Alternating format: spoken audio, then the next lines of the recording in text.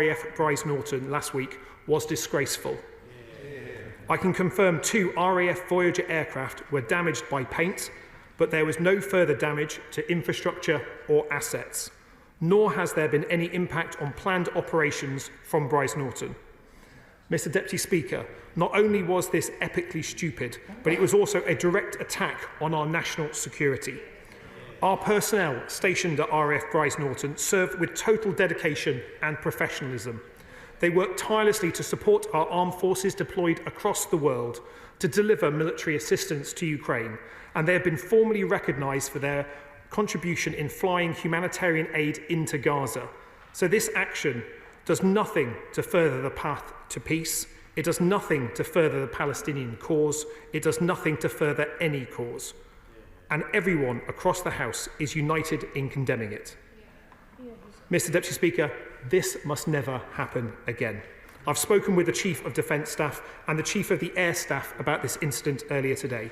Enhanced security measures across the whole of Defence have been put in place since Friday, including on aircraft and airfield operating surfaces. RAF patrols have increased. Physical security has been improved at the suspected point of entry at Brize Norton. And the Defence Secretary has ordered that a full security review is conducted at pace, not only at Brize, but across the Defence estate. Counter-terrorism policing South East and Thames Valley Police are leading the investigation to establish the exact circumstances into the events and to identify those responsible. We will continue to work with the police and pursue this unacceptable act of vandalism. This is subject to a live counter-terrorism investigation, so I hope the House will understand that I cannot provide any further details at this time. But this is more than just disruption. Palestine Action's activity has increased in frequency and severity. Its methods have become more aggressive, with its members demonstrating a willingness to use violence. Its activities meet the threshold set out in the statutory tests established under the Terrorism Act 2000. And that is why the Home Secretary is today announcing that she intends to prescribe Palestine action. Mr. Deputy Speaker, the instability in the Middle East and the continued war in Ukraine shows why this week's NATO Leaders Summit in The Hague matters. We are living in a more dangerous and unpredictable world. This summit is a moment where NATO allies will pledge to step up on defence, to boost defence spending that boosts our collective security. President Trump and NATO Chief Mark Rutte are right. The current NATO spending pledge of at least 2% of GDP on defence is a relic of an old era. We are in a new era of threat, which demands a new era for defence and defence spending. That is why the government announced the biggest sustained increase in defence spending since the end of the Cold War, and it is why this week at NATO we will discuss a new, higher spending target with our allies. And the United Kingdom is up for that discussion. Mr. Deputy Speaker, we will make Britain safer, secure at home and strong abroad, and I commend this statement to the House. Order. Order. Just before we proceed, the Minister's statement will be circulated to the House, as is the custom on both sides. You will notice that it will not be complete, in the sense that there was a preamble that the Minister delivered prior to going into what you will be given. That is to try to reflect the fast-moving nature of the situation. I understand that courteously and properly the two front benches have been informed of that. I hope everybody understands that and will make allowances for it. Shadow Secretary of State, James Cartledge. Thank you, Mr. Speaker. I'm grateful to the Minister advance side of his statement and entirely understand that it is a fast-moving situation in relation to Qatar. Grateful for the limited update he could provide. We join him in condemning any escalation and look forward to further updates in due course. On Brize Norton, let me say what the Minister was unable to. The attack on RAF Brize Norton was not vandalism. This was sabotage, undertaken without regard to the consequences for our Royal Air Force and our ability to defend our nation. As a result, there must be consequences for those responsible. Can the Minister explain how on earth these saboteurs were able not only to break through the perimeter fence, but cover a considerable distance to reach the precious airfield tarmac, inflict damage to our airframes, and then get out of the base, all without being intercepted? What steps is he taking to ensure rapid reinforcement of perimeter and internal fencing, not just at the specific point of incursion at Brize Norton, as he describes, but throughout the base and at all other UK bases? What is he doing to ensure sufficient military policing personnel are in place to enforce security and that they have access to effective countermeasure technology? On the drone threat, which is relevant, he knows how quickly military technology is moving. In December, I asked him about protection of UK bases in a written question and whether he would accelerate testing of directed energy weapons such as lasers for drone interception on our military bases. He said this work was in development. What progress has he made in the 6 months since? Now, protection of our bases is not just a priority on the UK mainland. Given the confirmation of reports that a man allegedly linked to Iran has been arrested on suspicion of espionage and terrorism offences in Cyprus, can he confirm that all measures being taken to reinforce UK bases will be replicated with the same urgency throughout our overseas basing, including in particular at Qatari? Now, regarding the impact of this attack on the RAF, can he confirm what the financial cost will be? In particular, can he explain the immediate operational impact on the RAF? He says there's been no impact on planned operations from Brize Norton, but he will know this could still mean that task lines were unintentionally reallocated to cover for the damaged aircraft. So how long have the 2 aircraft in question been out of action for, if at all, and what has been the wider operational impact? Turning to the perpetrators, Mr. Deputy Speaker, what progress has been made on catching those responsible, and have there been any arrests? And does he agree that one way to defend our bases is to deter future incursion by ensuring that the full force of the law is felt by the individual saboteurs in question?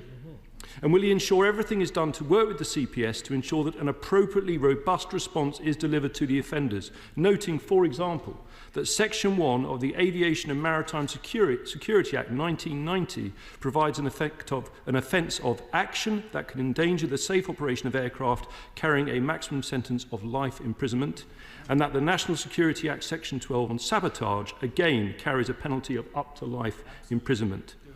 On the review, this is welcome, but it needs to report urgently. Can he confirm who will lead it and how quickly it will report? And on the important issue of personnel, will the review consider the way responsibility for security at RAF bases is divided between RAF Police, the RAF Regiment, MPGS and private contractors? Can I join the Minister in condemning without reservation Palestine action, and that their role in this attack on the Royal Air Force was totally unacceptable? We welcome the steps taken to prescribe this organisation today. I also welcome the Minister's commitment to strengthening force protection more widely in the Middle East, including through the deployment of RAF Typhoons, and particularly in light of the breaking news in Qatar. To conclude, Mr. Deputy Speaker, the Minister is entirely right at this time that the MOD's priority must be the protection of our people and bases in the region. But in his opening remarks about the airstrikes against 3 Iranian nuclear facilities, and indeed throughout his multiple questioning on today's media round, it was totally unclear whether the government supports or opposes those US airstrikes. The Minister was asked 7 times on LBC whether the government supports or opposes US military action. He failed to answer once. He is now in front of Parliament. These are matters of the utmost importance to the security of our nation. He is the Minister for the Armed Forces, being asked about the action of the armed forces of our closest military ally. So I conclude with a straight question. Does he support the US bombing of Iranian nuclear facilities, yes or no? Minister of State, Luke Pollard. Thank you, Mr. Deputy Speaker. And can I thank the honourable gentleman opposite for the tone in which he has asked his questions and for his support for Armed Forces personnel. I think it is really important at this time that this House sends a united message that we will protect our people wherever they are in the world, but especially those people serving to keep us safe and keep our allies safe in the Middle East. In relation to his questions, I agree with him. I expect strong consequences for those responsible for the damage to our RAF Voyager aircraft at Brize Norton. The investigation is proceeding. There's a number of investigations underway. The one commissioned by the Defence Secretary to look into what happened at Brize Norton, to learn the lessons. I can already report that improvements at the point of entry have been made at Brize Norton, but also to look at what lessons can be applied across UK military estates in the UK and overseas. I know that he, like I, have a strong interest in drones, and he is right to pursue the questions around how we have counter UAS activities. He will also know that since he asked that question to me a number of months ago, we published the Strategic Defence Review. In the Strategic Defence Review, we outline how we are looking to expand and roll out faster the deployment of the Dragonfire directed energy weapon system. So it will now feature in a funded programme on 4 of the Royal Navy destroyers. That will be a test bed for this technology that we believe has wider application, including against drones elsewhere across the defence estate. I can confirm that in relation to the RAF Voyagers, that the activities of the RAF were not affected because we were able to move assets to backfill those roles. That's one of the key parts of having an agile air force, that we're able to do that. The investigation into those aircraft on the damage that was conducted by the people who penetrated the security is ongoing, and I will report when that is further firmed up. In relation to counter-terrorism policing, it is right that we give the counter-terrorism police the space to conduct their investigation into the incident at Brize Norton, and he will appreciate why I won't be able to provide a running commentary on that. And certainly when it comes to the deployment of RAF Typhoons to the region, we currently have around 14 Typhoons at RAF Qatari, and the Prime Minister has made it very clear that should further resources be required, that we will not hesitate in rolling further resources forward. And in relation to the position on the US strikes, the UK did not participate in them, and the UK and the US have a shared ambition that there should not be a nuclear bomb held by the Iranian regime. Stella Creasy. Thank you, Mr. Deputy Speaker. I think we all recognise that events are moving very quickly, but can I ask the Minister just to confirm 2 issues for many of us? Number one, we know that the Qataris were notified and were able to notify the Americans of the planned attack on their base. Can he tell us, or is he in a position to tell us at the moment, whether any notification was given to this country about the escalation in attacks? And secondly, can he say a bit more then about his plans for the NATO summit and our cooperation with our European counterparts? The events of this week show very clearly that we need in Europe to be able to act strategically to defend our interests and to work together and to step up that work. Can you say a bit more about what he's planning to do as well, please? Okay. Honourable friend for her question. In relation to the events in the Middle East, she will appreciate that I will need to be briefed further before I can provide an accurate update to the House. But when it comes to the NATO summit, she will be pleased to see that thanks to the EU reset deal that was secured by the Prime Minister, we have the opportunity now to participate further in EU defence programmes, to join up. The Strategic Defence Review makes it very clear that our priority is the Euro-Atlantic area for our security, and the largest threat facing us at the moment is Russia. But of course, Russia works in collaboration with a number of countries around the world, and collectively they pose a threat to the rules-based order. We will continue to work with our European allies and indeed our American friends to ensure that we have peace and security across the continent. Liberal Democrat spokesman Callum Miller. Thank you, Mr. Deputy Speaker. I also thank the Minister for the advanced side of his statement and, of course, understand the update that we've just received on developments in Qatar. In this Armed Forces Week, I want to begin by expressing my thanks to all those brave and committed personnel who serve in the defence of our nation. They deserve not only our thanks and praise, but the knowledge that just as they keep us safe, so too the government has invested to keep them safe through adequate force protection. I wish to address briefly the statement on developments in Qatar and the breaking news that Bahrain has also sounded alerts pending a potential attack there. Of course, I welcome the commitment to the protection of our forces and assets. It is the first duty of government. However, this development reflects our fears following the US action on Saturday that this may be turning into a protracted full-scale conflict. So I'd ask the Minister, what risk does he now assess there is against US allies in the region? Will the Minister confirm that UK jets will only be used to protect UK assets and personnel? And can he tell the House what steps are being taken to signal to Iran that the UK's operations are limited to this protective operation, so it is clear that we are not being drawn into the offensive operations launched by Israel and the US? The Minister also said in his update that Qatari had not been breached, but can he confirm to the House that none of the other bases in Cyprus were breached in instance over the weekend? Returning to the full statement, in last month's Strategic Defence Review, the review's authors explicitly highlighted the need to bolster the security of our Air Force. And yet not even 20 days later, we've already witnessed an egregious breach of security at Brize Norton and the damage of RAF planes. This was a brazen and illegal act of vandalism and raises alarming questions about the level of security at armed force bases across the country.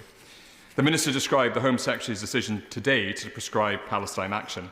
Can he provide the House with a clear understanding of the evidence used to judge that it has crossed the threshold set out in the Terrorism Act? And returning to force protection, I'd welcome the Minister's response to these questions. What initial assessment can the Government provide on how this breach was able to occur at Brize Norton? When does the Government believe the damaged planes will be able to return to service? And is the Minister satisfied that he can sustain the immediate improvements he described so as to assure the physical integrity of military bases across the rest of the country, including at army and naval bases, against the full spectrum of threats? Minister. Can I thank him for his support and his words in support of our personnel? Armed Forces Week is an opportunity for us to thank all those men and women who serve in our armed forces, to celebrate their service and to make the case that a strong armed forces is not only good to secure our security, it is good as an engine for growth and something that we can all take pride in. And I look forward to attending the Armed Forces Day event in Plymouth, as I'm sure members across the House will be doing so in their constituencies. In response to his questions, the Foreign Secretary was very clear in his 7 hours of negotiations with the Iranian Foreign Minister in Geneva this weekend about the purpose of UK military assets in the region and also about the importance of de-escalation and the importance of Iran returning to the negotiating table, to getting serious, negotiating in good faith and reaching a diplomatic conclusion to this crisis. There is not a military retaliation option that delivers a solution to this crisis. We've made that very clear to Iran, as have our European E3 allies and our Gulf partners, and we will continue to do so. In relation to the questions on prescription, can I encourage him or direct him towards the statutory, to the written ministerial statement tabled by the Home Secretary today that answers a number of those concerns that he has. From the Home Secretary's point of view, it is now past a threshold in which action was necessary, and that is why she intends to take that decision to prescribe Palestine action in the way that she has announced today. And in relation to the breach at Brize Norton, he asked about the Strategic Defence Review. Indeed, on page 115 of the Strategic Defence Review, it notes RAF Brize Norton should be a high priority for investment and improvement, a statement that we adopted in full when we adopted the Strategic Defence Review and its recommendations. And when the investigation concludes in full, we'll be able to give further details to the House of improvements that we wish to make, not just at Brize, but elsewhere around the defence estate as well. Kim Johnson. Thank you, Mr Deputy Speaker. I'm concerned by the government's knee-jerk reaction to prescribe Palestine action as a terrorist organisation. This country has a long history of protest. As I mentioned in this chamber last week, some on British military sites and none have been branded as terrorists. Last Friday, Palestine Action spray-painted 2 aircraft at Brize Norton, the first time the group had taken action on British military land. Yes, guilty of criminal damage, but not as a terrorist. Even the former Justice Secretary, Lord Falconer, has stated his action would not justify prescription. So the evidence show it. So can the Minister set out what steps his department will take to ensure peaceful protest activity is not wrongly categorised as a national security threat? Minister.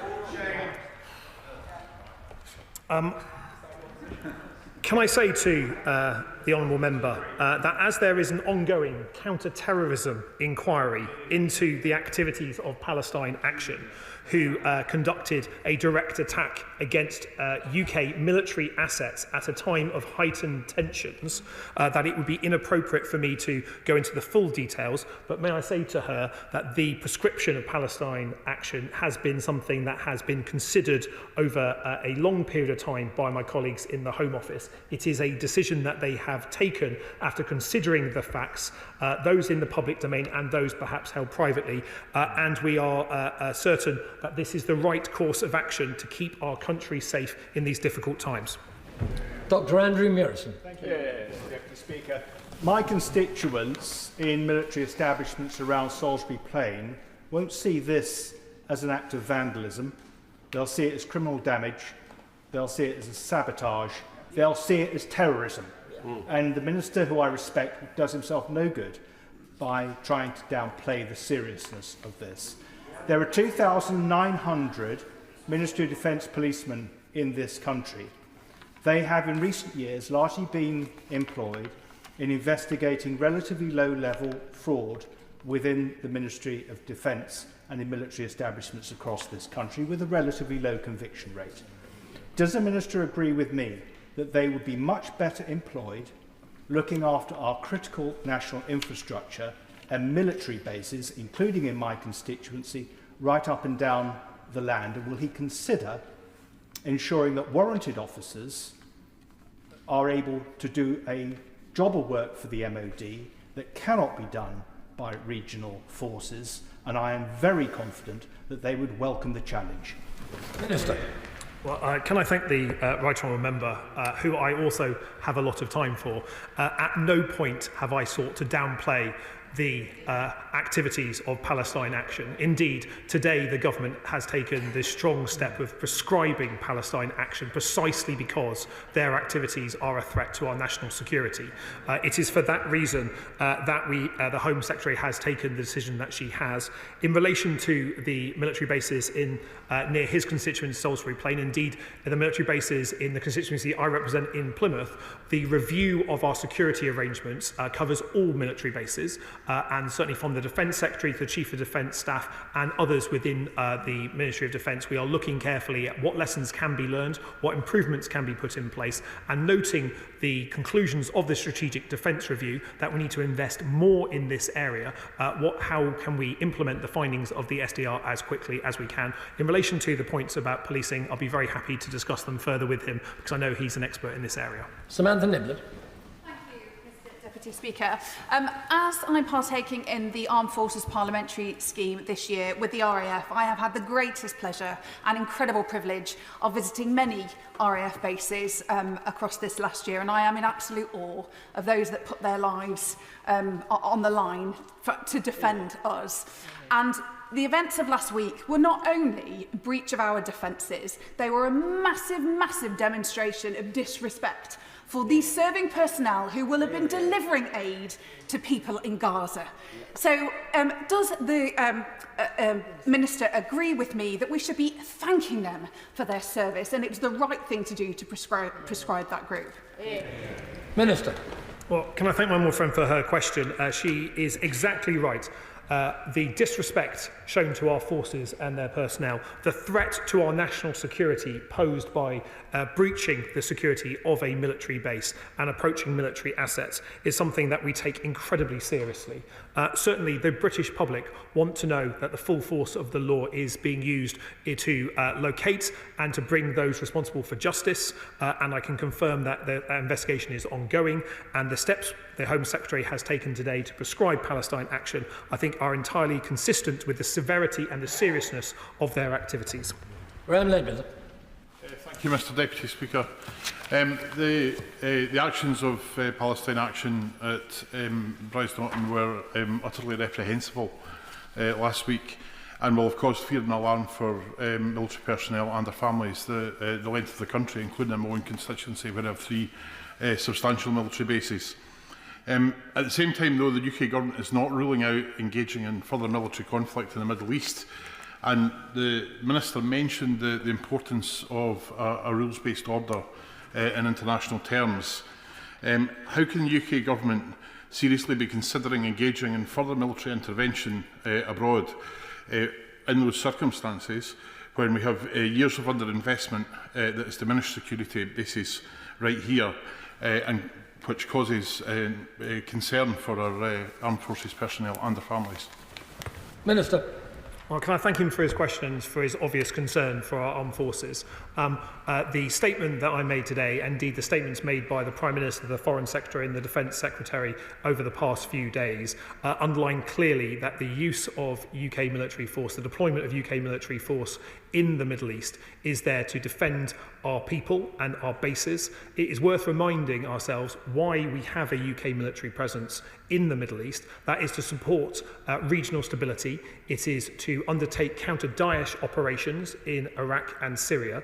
They're the same operations that help keep the streets of Britain safe from terrorists. So that is the reason we have a presence in the Middle East, securing our allies. It is the reason why the Prime Minister flowed forward additional jets to provide cover and support for our armed forces personnel. And as we assess what is taking place currently, we reserve the right to make further military changes to secure to ensure our people are kept safe. Ms. Baker.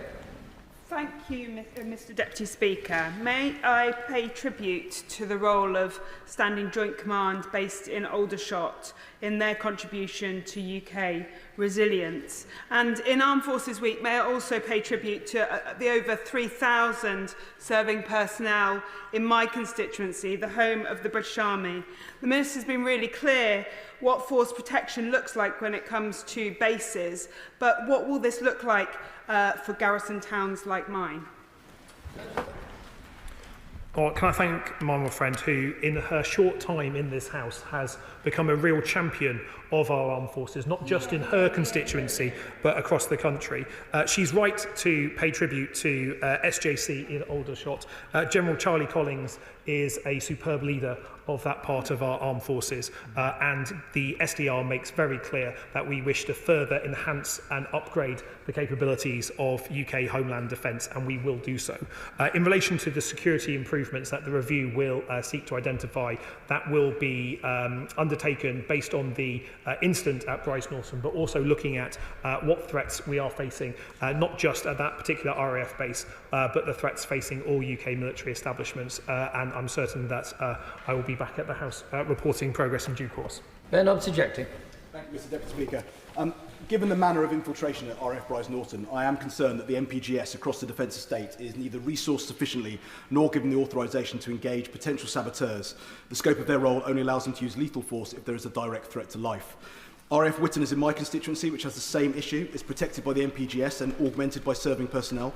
Given the sensitive information it provides as the home of Defence Intelligence, can the Minister offer a guarantee that security levels there will be ramped up?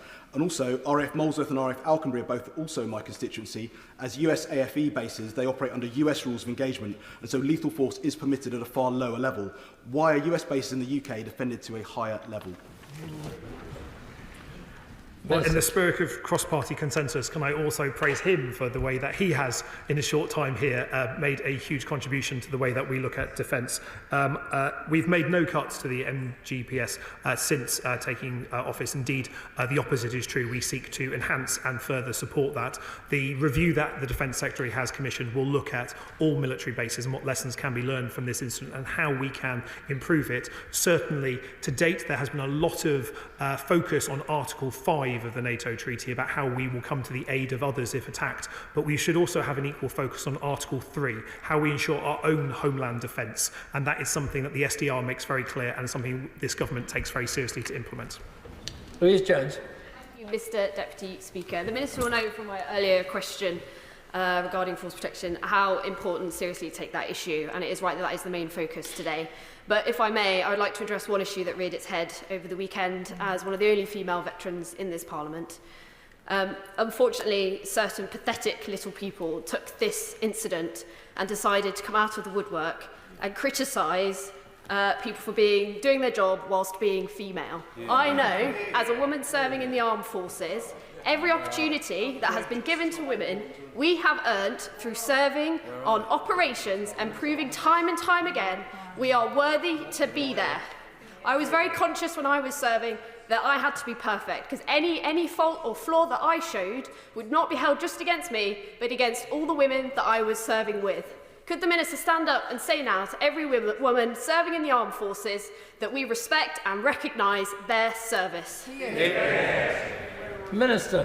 Where are they? Can I commend my more friend for her words there and for her service? It is outrageous, the comments that were made at the weekend about our serving military. I notice there's not a single Reform MP here for this statement. Let me be absolutely clear. I believe on a cross-party basis that all parties present in the chamber today back our forces. We don't take to Twitter to mock them.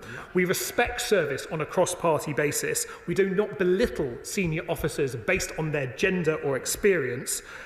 We need to be better than this. Just as we ask our armed forces to address cultural concerns, we need to be alive to that in our politics as well, calling out misogyny wherever it rears its ugly head. But let's send a united message from all those parties here present today that we back our armed forces, we want to see change in culture in our armed forces, and we value the contribution of everyone who serves, especially those brave women who have done so much to secure our national security in recent years. Order, 1 moment. On this Armed Forces Day of all days, I think it's entirely appropriate for the Chair to have allowed the Minister to have responded to that question, even though it is not strictly in line with the statement. But from now on, given the time that we've got available, I think we have to come back to the statement itself. Mr. Thomas. I'm not sure this is appropriate anymore, Mr. Deputy Speaker, because ironically on Saturday the member for Boston and Skegness demonstrated his ignorance of RAF force protection by tweeting that Group Captain Louise Henton's background in human resources led to last week's infiltration of RAF Brize Norton. It was a disgusting attack on a senior officer and my previous squadron commander, who has dedicated her career to the armed forces service and to bettering the lives, the lived experience of our personnel. Will the Minister join me, therefore, in thanking all members of our armed forces today and in condemning the remarks from the Deputy Leader of Reform? Yeah. Minister. Alive to your words, Mr. Deputy Speaker. Let me just say I agree with the honourable gentleman, as I agreed with my honourable friend on this side about the comments here. It is so important that when we make the case for respecting our armed forces, we recognise that those who serve are not able to respond to comments made in the political arena.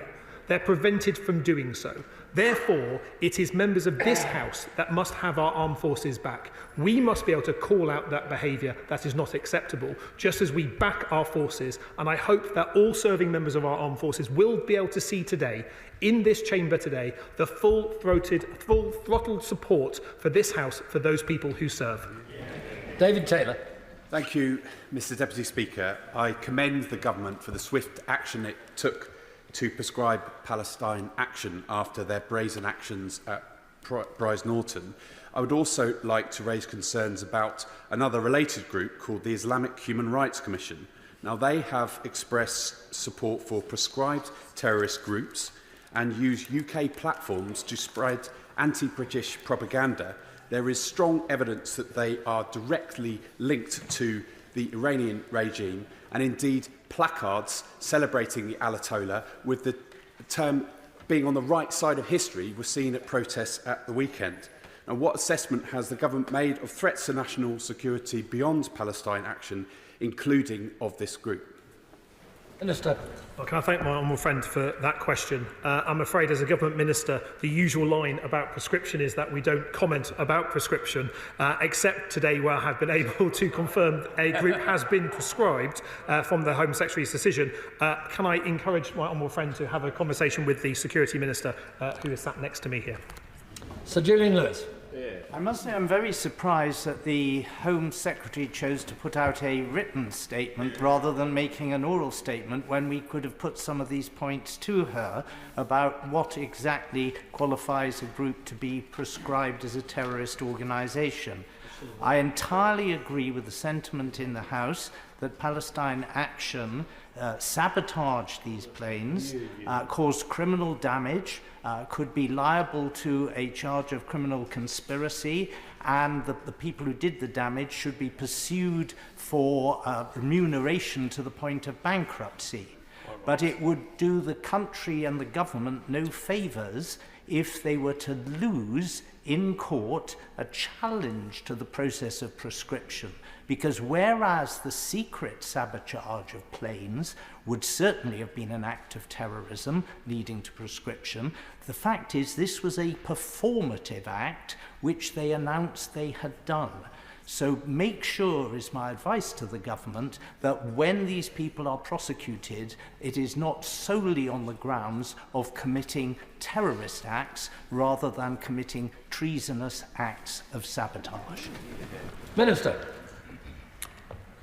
Can I reassure the Right Honourable Gentleman that as part of the prescription process, there will be a full debate in this House in the coming days as part of that process. So he and all members of this House will have an opportunity to debate the prescription decision the Home Secretary has taken in full, in due course. And can I tell him that the decision to prescribe has not been made without considerable thought, without reflecting on the information that is in the public domain and those that perhaps is not, and underpinned by a very serious legal process, because I would agree with his concern, but I seek to reassure him that those matters have been considered as part of the process. Arthur. Thank you, Mr Deputy Speaker. I have a substantial military footprint in my constituency, not least Redford and Drycorn Barracks, so I absolutely welcome the statement. So 2 questions. First is on the situation overseas. So I really welcome the comments about force protection, but it'd be good to hear if the families back home are being kept up to date, because I'm sure they're worried about the relatives, about our service personnel, their relatives overseas. And the situation in Brize Norton, of course, the attack was ill-informed, ill-advised, by a group that frankly revels in lawbreaking. You can see that on their website. The irony is that all of us here oppose what Netanyahu is doing in Gaza in terms of the humanitarian situation. All of us, we're united in that. And all of us as well, we're here to protect and respect people's right to protest. But that can't extend to leaving our armed forces personnel feeling threatened or equipment being put out of use, even temporarily. So I welcome the base review, and I don't doubt that will include the bases in my constituency. But it'd be good to hear about what's happening off base in terms of the families. We're getting fresh advice to families, and when it comes to upgrading those military homes, we'll be looking at security to make sure they're kept safe. Minister. Can I thank him for his question and for the support that he provides to armed forces in his constituency. The force protection measures that we have introduced as a government are there to keep our people safe. We're at the highest level of force protection for deployed forces in the Middle East, and as part of that, we have sought to draw down those non-essential personnel to make sure that the footprint is as appropriate as possible. That includes where there would be families, but they'll be very limited given the theatre that we are talking about here. And certainly when it comes to investment in military housing that he mentioned, this is a priority for this government because frankly what we inherited, the state of those homes was not good enough, and that's why we're investing £1.5 billion extra in this Parliament to give homes really fit for heroes. Liz Savile-Roberts. Direct action at military bases is nothing new. We remember with respect the women who marched from Wales to Greenham Common and the thousands of women who joined them. They didn't just march, they pulled down fences, they criminally damaged infrastructure. So does the Minister recognise the risk implicit in prescribing protest groups calling out war as terrorist organisations? Minister. Can I say to the honourable member that they're not a protest group. They are people that have undertaken severe criminal damage to military assets. They're people who are increasingly using violence as part of their modus operandi. The decision that the Home Secretary has taken has not been taken lightly and reflects the seriousness of the intent of that organisation. I welcome free speech, I welcome debate and challenge, but vandalising RAF jets is not free speech. That is criminal damage, that is interventions on a military base, that is, as I say in my statement, not only epically stupid, but also a threat to our national security, and the Home Secretary was right to prescribe them. Alan Strickland. Thank you, Mr Deputy Speaker. Can I thank the Defence Secretary for the urgent review he's launched and the Minister for the leadership he's showing. I join members from across this House in condemning the appalling attack at Brize Norton, which I was privileged to visit earlier this year with the RAF Parliamentary scheme. But as well as attacking military installations, Palestine Action have launched violent assaults on defence businesses, including in my constituency. So as well as this rightful review of military base protection, will ministers from the Ministry of Defence and the Home Office be also reviewing what additional security measures and advice through the MOD, the police and other bodies our defence manufacturers may need in the coming years as we ramp up defence production? Yeah. Minister. Can I thank him for the championing of defence that he undertakes as a Member of Parliament for his constituency? And he's exactly right to highlight it's not just the military bases that Palestine Action have targeted, it is defence businesses, businesses employing people up and down the country, contributing to our national defence. He's right to do so. I can reassure the honourable gentleman that conversations between the Ministry of Defence, the Home Office and police forces and those in our defence supply chain happen regularly, and we will continue to keep them abreast of developments and concerns that as we may have them. Sir Simon Hall. Thank you, Mr Deputy Speaker. And with a female officer commanding Blandford Camp, I echo totally the comments made by the Honourable AD for North East Derbyshire. Could I invite the Minister? There will be a lot of concern from personnel within the camp and those who live in the communities around them, that they are now targets for either homegrown domestic terror or potentially for those who may be described as sleepers in our country from countries that do and regimes that do not wish us well. Could he find a way to confidentially ensure that members of Parliament across the House that have military bases within their constituencies, such as I do in North Dorset, are advised whether those installations are, whether they pass the test of security, whether work needs to be done and in what time frame as to what it is, because there will be a lot of anxiety amongst those communities, and MPs across the House can play a very important part in allaying those concerns within their communities. Minister. Well, can I thank the right honourable gentleman for the way that he has approached his question.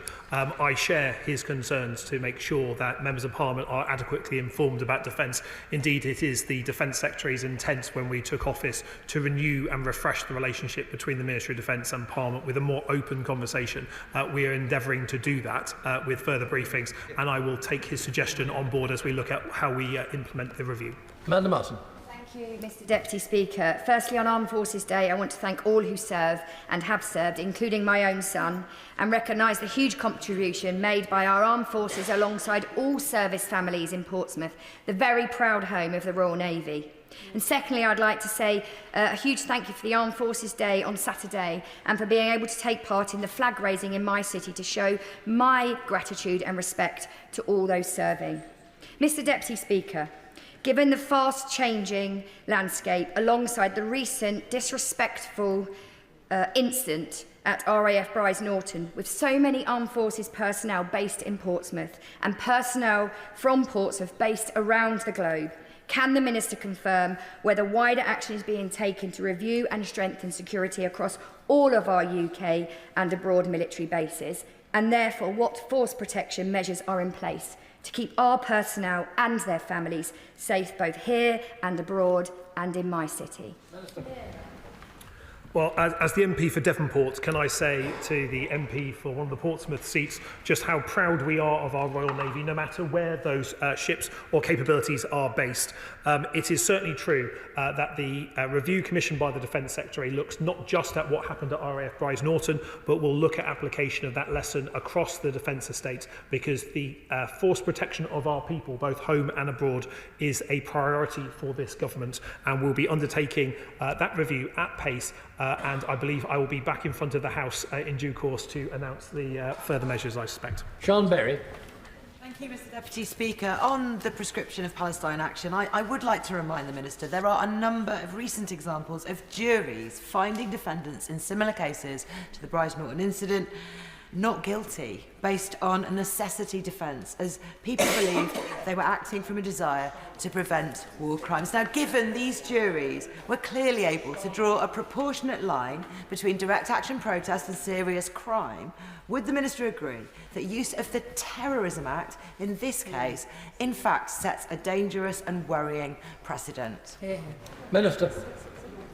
Well, can I say to the honourable member, the dangerous and worrying precedent was set by Palestine Action when they breached an RAF base, when they vandalised Royal Air Force planes. I entirely respect those that wish to protest, that wish to raise arguments, that wish to use freedom of speech. Let me be entirely clear, vandalising and attacking RAF planes is not the way to do that. Indeed, it poses a direct threat to our national security. That, and for many other reasons that you'll appreciate that Mr. Deputy Speaker, that I may not be able to go into in this House, is the reason why the Home Secretary has taken that decision. And when the debate comes forward on prescription, as it will in the coming days, I hope that she'll be able to contribute to that debate and further understand why that decision was taken by the Home Secretary. Luke Meyer. Thank you, Mr. Deputy Speaker. I think given the gravity of the emerging situation, I don't think there's anyone in this House who would begrudge the Minister for needing to return to be fully briefed on what is happening. But while he is here, can I just confirm whether wider action will be taken to review security across all our bases in the UK from extremist threats in the light of last week's incident? Minister. Can I thank him for the encouragement to head back to the Ministry of Defence? I will be hightailing it back there as soon as this statement is over, Mr. Deputy Speaker. The review commissioned by the Defence Secretary will look at what happened at RAF Brize Norton, but also what lessons can be applied to our military bases and the defence estate across the UK and for our overseas bases, and keeping our people safe, keeping our ability to protect our country safe and free from interference is vital for this country, and that is the reason why we've undertaken that review. Dr. Neil Shastri-Hurst. Thank you very much. When organisations such as Palestine Action break into military bases, damage secure facilities and put our personnel at risk, they aren't just protesting, they are sabotaging. With that in mind, if there were any other extremists that carried out this task, they would be rightly described as domestic terrorists. Does the Minister agree with me this isn't legitimate protest, it is domestic terrorism, and that any attack on our armed forces infrastructure should be seen as thus? Minister.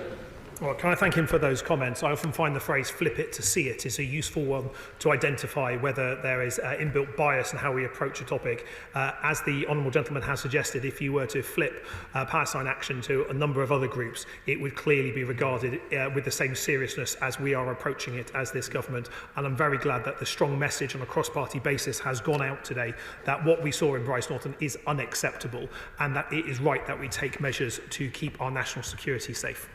Jeremy Corbyn. Could I ask the Minister if he would think carefully of the contributions made today by the member for New Forest East, Liverpool, Riverside and Brighton concerning naming somebody as a terrorist when they're in fact people that are protesting about the appalling events that are going on in Gaza and the treatment of children by the Israeli forces. And it's surprising that in the Minister's statement describing a lot about the military situation all over the Middle East, he said not one word about the illegal occupation of the West Bank, the illegal occupation of Gaza, and the deliberate starvation, contrary to all aspects of international law, of the civilian population of Gaza. Can't we deal with the fundamental issue, which is the illegal activities of the Israeli Defence Force in both those scenarios? Minister. Well, the Right Honourable Gentleman speaks passionately for the Palestinian people and has done for a very long time. This statement was not about Gaza, it was about the force protection of our military units in the Middle East. But as he has given me the opportunity to do so, let me say very clearly that it is this government's position that what we see in Gaza is intolerable. We need to see a restoration of the ceasefire. We need to see Hamas release all the remaining hostages, and we see aid at scale delivered to the Palestinian people on a step towards the lasting peace that comes with a two-state solution. There is a lot of work to do in that respect. But may I also, on the point of when he uses the word terrorists, I was very careful with the language that I used in this statement. It is powers under the Terrorism Act of 2000 that are being used, and when the Home Secretary issued the written ministerial statement, she was also very careful about the language she used in the fact that the actions of Palestine Action has now crossed the threshold under provisions of that act, and that is why she is taking action today. Jerome Mayhew. Thank you, Mr Deputy Speaker. The Armed Forces Minister was asked a direct question by the Shadow Secretary of State for Defence, and it was simply this: does the government support the United States' actions in Iran over the weekend? And the answer that he gave was that he agreed that Iran should not have a nuclear weapon. Well, that's not the answer to the question that he was asked. So what is the answer? Does the government actually know whether or not it supports the US action? And if it does know its own mind, why won't he tell us? Minister. I think the Foreign Secretary was very clear when he was at the dispatch box for his statement earlier today that the UK and the US share the same long-term ambition to ensure that Iran does not have a nuclear weapon. Tom Gordon. Thank you, Mr Deputy Speaker. Let me share, associate myself with remarks made about Armed Forces Week from members across this House and the condemnation of the escalation of the situation in the Middle East. I wondered if the Minister might be able to explain to me if there will be any additional security measures at the Army Foundation College in Harrogate, given the unique nature of what is happening there. Well, can I thank him for raising the college at Harrogate? It is a really important part of the defence family, and I certainly know that the Minister for Veterans, sat next to me on the front bench here, takes a special keen interest in the affairs of Harrogate. As this review is conducted, and we will see what lessons can be learnt from the incident at Brize Norton, we'll be taking measures possibly on all military installations, including training establishments across the country, if that is suitable. But I'm certain that the Minister for Veterans would welcome a further conversation with the honourable gentleman in relation to Harrogate in particular. Mike Wood. Thank you, Mr Deputy Speaker. Mr Deputy Speaker, you will remember that Willie Whitelaw famously offers his resignation after an intruder made his way into Buckingham Palace. Has the Minister considered his own position? Yeah. Minister. Given the seriousness of the issues that we are talking about today, my focus, as the focus of every Defence Minister is ensuring the protection of our people. I understand that the honourable gentleman is looking for a soundbite on this matter, but I believe he may have wasted a question where he should have been talking about how we can look at protecting our people, both in the Middle East and back home, in a secure way. Charlie Maynard. Thank you, Mr Deputy Speaker. I would like to join with all the members in this House in thanking everyone who worked so hard at RAF Brize Norton in my Witney constituency, led very effectively by Group Captain Lou Henton, who is really an example to all of us. I also very much respect and admire how the community in Carterton, right next to RAF Brize Norton, has really pulled together at this stressful time. They've done a fantastic job. Security at the base has been really underinvested for a long time. Like many Carterton residents, I've walked the perimeter quite a few times, and that fence is not formidable. What assurance can the Minister give that this airbase and other defence facilities around the country and internationally will have their defences strengthened for air, sea and land attack? Oh, can I thank him for raising the concerns of the local community around Brize Norton? I would be very happy to meet him to discuss the details of what occurred from our point of view and what measures can be put in place. The initial actions taken by the Defence Secretary has helped identify a number of immediate steps that we are taking to secure that base further, but I'd be very happy speaking to him about it further. He is right that much of our armed forces estate and our armed forces have been hollowed out and underfunded for far too long. It's precisely for that reason that I welcome the increase in defence spending to 2.5% of GDP by April 2027. Our armed forces are brilliant, but it's time they had first-class facilities. John Cooper. Thank you, Mr Deputy Speaker. Mr Hamza Yousaf, the former First Minister of Scotland, invited people in this place to check their moral compass over the prescription of Palestine action, but I think we've heard here today that no one really is seriously suggesting that these people are anything other than saboteurs, and anyone who expresses sympathy for them has their moral compass, as we would say in Scotland, spinning like a peary. Mr Youssef further suggested that American aircraft using Prestwick in Scotland could leave us open to charges of war crimes. I think this is absolutely nonsense. I wonder if the Minister agrees with me on that point. But Prestwick Airport is owned by the Scottish Government. In fact, it's a civilian airport, although it is heavily used by our allies, America and Canada particularly. What can we do to protect those aircraft at that civilian airbase? Minister. Well, can I thank him for raising the base in question and the airfield in question, sorry. It is a model that we may look to develop further civil-military cooperation using civilian infrastructure for military purposes, especially as we look to increase our war-fighting readiness in the future. So the lessons about security need to be applied. Luckily, many of our European allies operate civil-military airfields, and so there's good models that we can look to as to how we do that. But let me say clearly, in relation to the accusation that he raised on behalf of a member of the Scottish Parliament, the UK military only operates in compliance with international humanitarian law. It is absolutely vital. If an order is given that is contrary to international humanitarian law, our armed forces are not required to follow it. It is that high standard that means our armed forces are respected worldwide. Robin Swan. Thank you very much, Mr Deputy Speaker. The statement speaks of enhanced security measures across the whole of the defence. Can I ask the Minister, in that case, will he review the recent decision to downgrade some of the security measures in Northern Ireland bases and removing it away from the permanent base in regards to that, but also can he look through this strategic defence review and what we're actually working up to allow our RAF and our personnel to respond quickly and effectively the further utilisation of Aldergrove? Minister. Can I thank him for raising the security changes that we've introduced in bases in reserve centres in Northern Ireland? It's certainly true that we had reservists guarding largely empty buildings, and that was something that we have addressed with increase in physical security measures to ensure that they are safe. As part of the review the Defence Secretary has commissioned, we're looking across the defence estate, but I'll be very happy to have a further conversation with him about Northern Ireland should he want to. Dr Ben Spencer. Thank you, Mr Deputy Speaker. When an extremist minority spread division and intimidation, and now even attack on military, prioritising foreign regions and their interests above our own, it is an attack on our country, it is treason. The primary job of our government is to protect the UK, and I welcome the announcement today that the government is taking action to do just that. I was proud to celebrate Armed Forces Week at the flag-raising ceremony in Runnymede this morning. Will he pay tribute with me, join me in paying tribute to all our Armed Forces staff and the work they do for all of us? Yeah.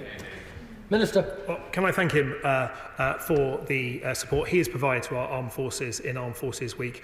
This is a week to thank those people who serve and to celebrate their service. And it seems only appropriate on a day where I am at the dispatch box talking about the necessary force protection of our people that we take that responsibility doubly seriously this week. Certainly it is true that the shared British values that I believe, even though there may be party political differences between members across this House, that we all share. One of those is respect for the rule of law, and one of those is respect for our armed forces. The pride that I have in our armed forces as the Armed Forces Minister is the same pride that I see on a cross-party basis towards those men and women who serve in our forces. And let's hope that across the country in Armed Forces Week, we can all join in thanking everyone who serve and the families that stand behind those in uniform. Dr Al Pinkerton. Mr Deputy Speaker, as the MP for Surrey Heath, I'm very proudly also the MP for all of the recruits, the cadets, the staff and officers at ATC Purbright and also RMA Santa. It's a privilege that I share with my honourable friend, the member for Bracknell. I'm sure everyone on those bases will be very reassured to hear of the work that's being done to look at the security of bases. And I think that's particularly the case when bases are highly integrated into local communities. And I wonder whether he might also be able to offer some reassurance to local cadet forces as well, who wear uniform on our behalf. But if I could perhaps focus my question on our forces in Cyprus. The honourable gentleman mentioned the fact that Qatari had not in any way been infiltrated, but can he also offer the same assurance of Decalia, but also our other sites on Cyprus as well, and what is being done by the government to ensure that all of those people in uniform on Cyprus, whether they wear blue berets or not, are being properly briefed and properly secured on our behalf? Minister.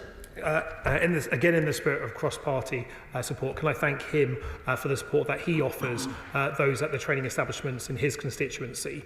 We have some truly remarkable people in our armed forces, and it is good to see cross-party support for their work. In relation to the sovereign base areas that we have in Cyprus, it is essential that we not only look at how we can protect them, but also how we can protect them from the risk from Iranian retaliation. And that is the reason why we've enhanced the force protection measures in our bases in Cyprus, why the Prime Minister has ordered the further deployment of Typhoons that are at our base at RAF Qatari, and why we are investing in ground-based air defence there. There's further measures that we will be looking at in the coming months ahead as we seek to implement the Strategic Defence Review, but I can give them the reassurance that the work to look at security will affect not just UK bases, but those for our overseas personnel as well. Last but by no means least, the ever-patient Jim Shannon. Mr Deputy Speaker, can I thank the Minister very much for his statement today and for his commitment, which we can all see very clearly. Just to describe what Armed Forces Day in Newton Ards in my constituency of Strangford on Saturday, 60,000 people came to mark and respect those who serve in uniform, whether it be in the Army, the Air Force or the Royal Navy. They are part of our community, and they showed that in solidarity and solidarity with them when it came to their courage, their bravery and their dedication. So very clearly, and the Honourable Lady, by the way, I was right to say, I met the lady who will take over at Thiepval Barracks in Lisburn at the end of this year. Again, an indication of the commitment of those women and ladies who can do the job equally as well as anybody else. I make that comment, but I ask this question. The actions of those criminals at Brize Norton may cost up to perhaps maybe £30 million in damage and also security measures that will have to take place. However, the true cost of this is not just measured in money, but it is the anger that right-thinking people have towards those pro-Palestine activists who would attack our military to make their political point. They are a threat to those of us who live in this United Kingdom of Great Britain and Northern Ireland, and this terrorism cannot be accepted. It reminds so many of us, especially from Northern Ireland, of the dark days gone by. So how will the Minister acknowledge the righteous anger of the good people of the United Kingdom of Great Britain and Northern Ireland, and what steps will the Minister take to ensure there's not a repeat in Aldergrove or indeed any other military base with British personnel here and abroad, some of whom are my Strangford constituents, and some of them who are stationed in military bases, not just in the United Kingdom, but indeed across the whole world. Sorry, Mr Deputy Speaker. Well, can I thank the honourable gentleman for giving an update on Armed Forces Day in his constituency. Across the entirety of the United Kingdom, there is real pride in the men and women who serve in our armed forces. And although this may be a difficult week for international affairs, though we may be looking at more debates about force protection than perhaps we might ordinarily do, let us all take a moment out to make sure that we are thanking those people who serve, thanking their families for the support that they offer, thanking those people who work in the defence industries that equip our people with the cutting-edge gear that they need, and thanking the society that stands behind them, because our armed forces are only as strong as the industry that stands behind them, as the nation that stands behind them. And I hope everyone watching this debate will have been able to see the strong cross-party support for our armed forces and the strong sense of support as we seek to improve the security measures to make sure that we are protecting our people, whether at home or abroad. Thank you, and I'm sure that the whole House on both sides will concur with the final remarks from the Minister of State. I thank the Minister of State and the opposition front bench for their attendance. That concludes the statement. Point of order, Mr Deputy Speaker. Point of order, Mr. Secretary of State. Thank you, Mr Deputy Speaker. On a point of order, the grave situation in the Middle East is developing with further reports from Qatar, and I will return from this chamber to be briefed further, but my wider accountability to this House is important. And on the 12th of June, the Shadow Defence Secretary tabled a written question about the Defence Command Paper 2023, pursuing the exchange we'd had on a point of order before the Strategic Defence Review statement that I made to the House on the 2nd of June. Mr Deputy Speaker, as we prepared to publish our SDR, it became clear that there were no established departmental procedures for sharing major defence publications with the opposition front bench ahead of publication. And I asked defence officials before the 2nd of June and since the Shadow Defence Secretary's question, but they have still been unable to find any departmental record of a copy of DCP 23 being shared with me as Shadow Defence Secretary. However, having now checked my opposition staff records from July 2023, I can confirm that an embargoed copy of DCP 23 was dropped off at my office, along with the conventional check against delivery advance copy of the Defence Secretary's statement. And we took a similar approach, Mr Deputy Speaker, with the SDR. The Shadow Defence Secretary received a hand-delivered, embargoed copy of the SDR with my draft statement around 90 minutes before the statement began. However, unlike 2023, we also offered the Shadow Defence Secretary an advanced ministerial briefing on the SDR, which he declined. So I welcome, Mr Deputy Speaker, the chance today to correct the record from my point of order on the 2nd of June, and the House will also wish to know that I've now established a formal procedure for sharing defence strategies in advance of publication with the opposition, with the Select Committee and with other key parliamentarians, something, Mr Deputy Speaker, that I have also discussed with Mr Speaker. For his point, can I thank the Secretary of State for his point of order and for placing that on the record. Further to that point of order, Mr Cartledge. Thank you, Mr Deputy Speaker, and I am very grateful to the Secretary of State and for advance notice that he would be giving a point of order, though not the exact detail. Now, this is extremely important, Mr Deputy Speaker, because while there is no set process, there is a ministerial code which clearly states that commercially sensitive information should not be given out to the media prior to being given to Parliament. To reiterate, on that day, yes, we were given a hard copy of the SDR 90 minutes before the statement, but I was already in here for the UQs arising from that situation and was unable to read it, and officials would have known we would have been in the chamber. But at 8 a.m. that morning, senior people from the biggest defence companies in the land received a copy, a hard copy of that statement, the SDR. And the key thing is, when we had the point of order, I said to the Secretary of State that this was unacceptable, and he justified that procedure, Mr Deputy Speaker, on the fact he, at the time when I was a minister, and I quote from him, we had no advance copy of the Defence Review. His justification was something which is not the case, and I said that in the immediate response to him. So 3 weeks later, I am glad he has corrected the record. And what I would say is this, Mr Deputy Speaker, we have war in Ukraine. We've got all the instability in the Middle East. There should be consensus on matters of national security, and we shouldn't have game playing on the most important strategic defence review for many, many years. I hope we can now draw a line under this, but to enable that, I do hope he will say to his special advisers and to his officials that they will be as transparent as possible in all remaining and outstanding pursuant written questions that we still await on this matter and in relation to freedom of information requests. Thank you, sir. Point of order, order, one moment. The Shadow Secretary of State has placed his view on the record, and he'll understand that that is not a matter for the Chair any further. But I hope that whatever lessons need to be learnt from this will have been learnt, and I'm sure that on both sides of the House that is correct. Mr Ben Obsijekti. Point of order, Mr Deputy Speaker. Mr Deputy Speaker, during the Middle East statement earlier today, I asked the Foreign Secretary, in the event that Iran does launch a retaliatory military strike against the US, what does the government believe our Article 5 obligations would be with regards to military support for the US, and how would that change if the location of the attack was in the region? Just a few minutes after asking this question, Iran launched an air attack against US bases in Qatar and Iraq. The Foreign Secretary evaded providing a coherent response by referring me to 213 of the Ministerial Code.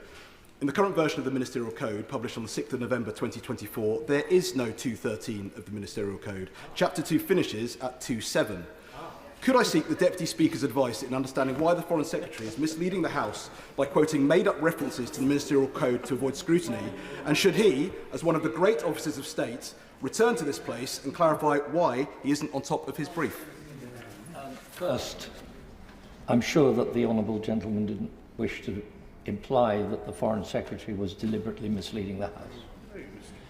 But that said, order! Order! That said, I don't know whether the honourable gentleman has given the Foreign Secretary notice of his intended point of order, but I think that that is a matter that he will have to raise with the Foreign Secretary himself. The honourable gentleman will understand that the Chair cannot answer for ministers, but he has made his point. Robin Swan. Point of order, Mr. Deputy Speaker. On Friday, many colleagues in this House spoke of compassion, sympathy and understanding. Unfortunately, Mr. Deputy Speaker, the same compassion, sympathy nor understanding was extended to my honourable friend, the member for Newcastle-under-Lyme. Mr. Deputy Speaker, his father-in-law, my constituent, Mr. Adrian Lawler, was nearing the end of a very full life. An honourable member rightly wanted to be with his wife and her family at that time. The honourable member sought a pairing from the third reading from the sponsor of the bill, the Government Chief Whip, as well as seeking advice and support from the Speaker's office. Mr. Deputy Speaker, I was with my honourable friend at the departure gate, waiting to return to Northern Ireland, when his wife called to tell him of her father's passing. Mr. Deputy Speaker, it now appears other members were able to avail of proxies in the hands of government whips. The member for Newcastle-under-Lyme should not have been forced to travel to this place to have his vote recorded. So, sir, can I seek your advice as my best approach to seek a remedy to ensure that we in this place can support each other to the best of our ability and at times of great personal need? I'm grateful to the honourable member for giving notice of his point of order. And can I first express my sympathy to the honourable member for Newcastle-under-Lyme and to his family. I take it he's notified the honourable member that he intended to raise the matter in the chamber today. Thank you. As order. As the honourable gentleman will know, pairing is not a matter for the chair. It's an arrangement between honourable members individually and their whips. And I, of course, couldn't possibly comment any further upon that. However, the circumstances under which a member is eligible for a proxy vote don't at present include family bereavement. If you wish to do so, the House could change this, but I'm not able to do so on my own account. I understand, however, that the Procedure Committee has been conducting a review of these arrangements, which might include matters such as pairing. Point of order, Mr. Byrne. Thank you, Mr. Deputy Speaker. In 2022, speaking at Labour Party conference in Liverpool, the Prime Minister said, and I quote, "One of my first acts as Prime Minister will to be put the Hillsborough Law on a statute book." The Prime Minister said the Hillsborough Law, not a Hillsborough Law. It's an actual, we knew, which is an actual bill that in its first reading in March 2017, tabled by Andy Byrne and written by expert lawyers. Mr. Deputy Speaker, as the Parliamentary leader of the Hillsborough Law Now campaign and a Hillsborough survivor, I want to put on record the campaign's grave concern about the status of the Hillsborough Law. The Prime Minister missed his April the 15th deadline after the replacement bill was shown to lawyers involved in the campaign, who made it clear that it contained none of the key provisions of the Hillsborough Law, did not deserve the name and was rejected out of hand. But it's rumoured the government could be about to table another replacement bill, still without any of the key provisions of the Hillsborough Law and without allowing Hillsborough lawyers, families or survivors to see it. Government officials have even suggested parliamentary procedure means they are not permitted to fair share it, despite the fact that that is what they did with the previous draft in March. So, Mr. Deputy Speaker, I ask for your guidance on whether or not the draft can be fair shared, as it was before, giving us a chance to raise concerns before there is another betrayal of Hillsborough families, survivors and all victims of state cover-ups. I'm grateful to the honourable member for giving notice of his point of order. As it won't surprise him to know, I did not actually attend the Labour Party conference in 2022.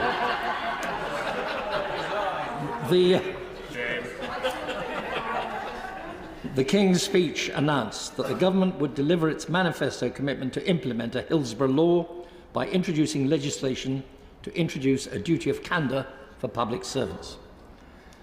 It is, as the honourable gentleman will understand, up to the government to decide how they go about preparing legislation and also including whom they consult and when. but I'm sure that the honourable gentleman will play a major part in scrutiny of the legislation when it is presented to Parliament. We now come to the general debate on Pride Month. Let's just allow the front benches to clear first. Thank you.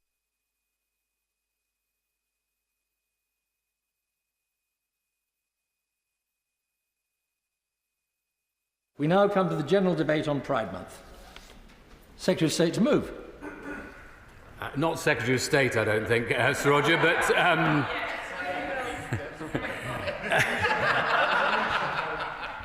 calm down, everybody. I don't know something that the honourable gentleman doesn't know. Minister. And the things that you don't know, Mr. Sir Roger. Anyway, I should start by declaring an interest in this Pride debate. The Daily Mail once referred to me as an ex-gay vicar. I'm an ex-vicar, but the other stuff is coming along quite nicely, thank you very much. In fact, I'm a practising homosexual. One day I'll be quite good at it.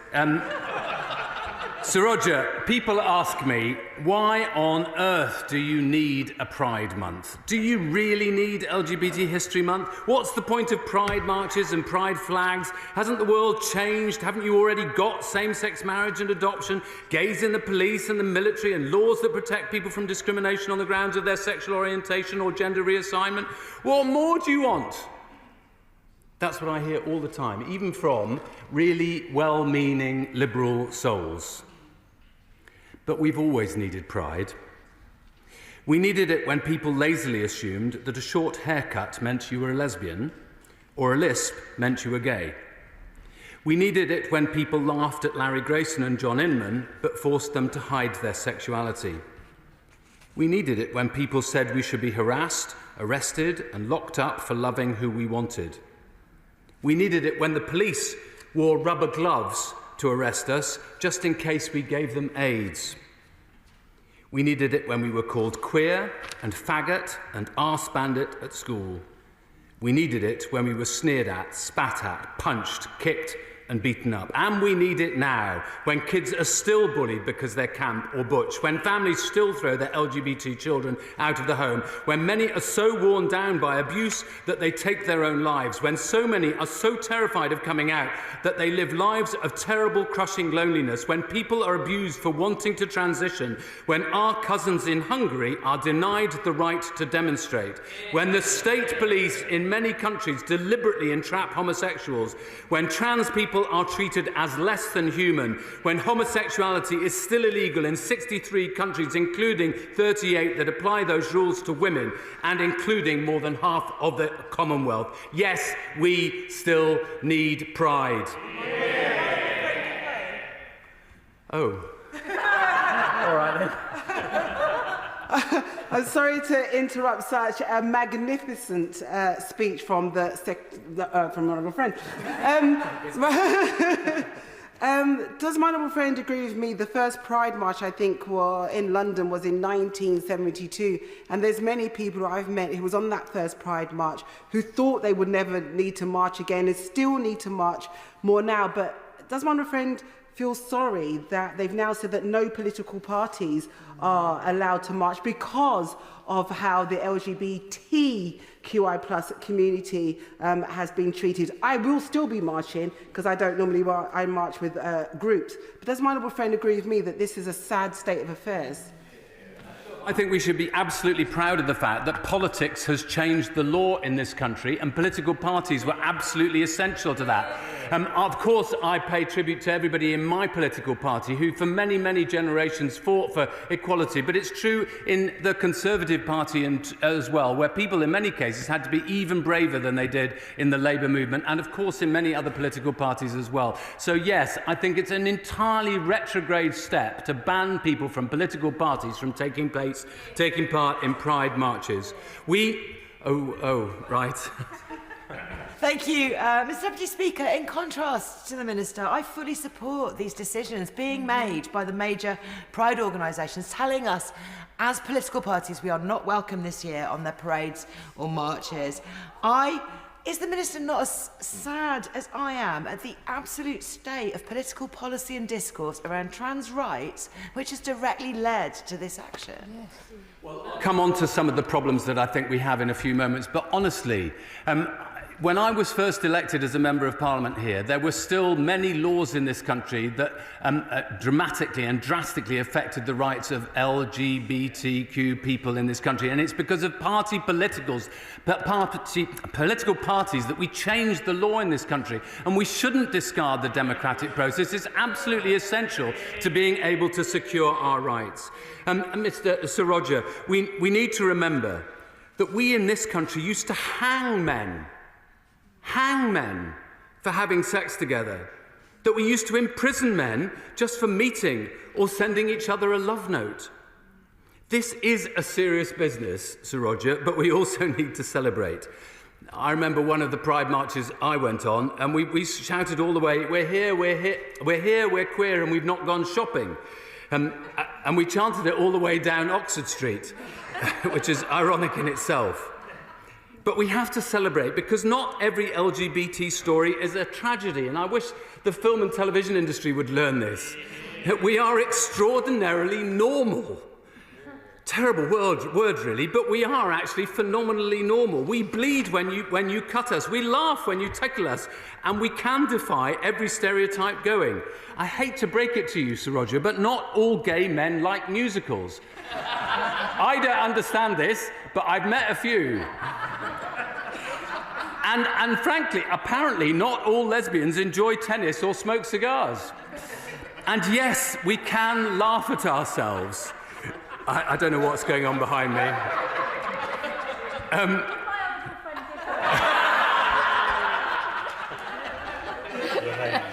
I thank my honourable friend for giving way, and I would like to put it on the record that I've never enjoyed a cigar. But I would dispute the fact that most lesbians don't enjoy tennis. Well, I'm not sure whether it's tennis or tennis players. A bit like rugby and rugby players, Sir Roger. Indeed, of course we can laugh at ourselves, and it's a really important part of this that we're able to do so. A member of the House of Lords recently told a colleague the other day that I was too macho.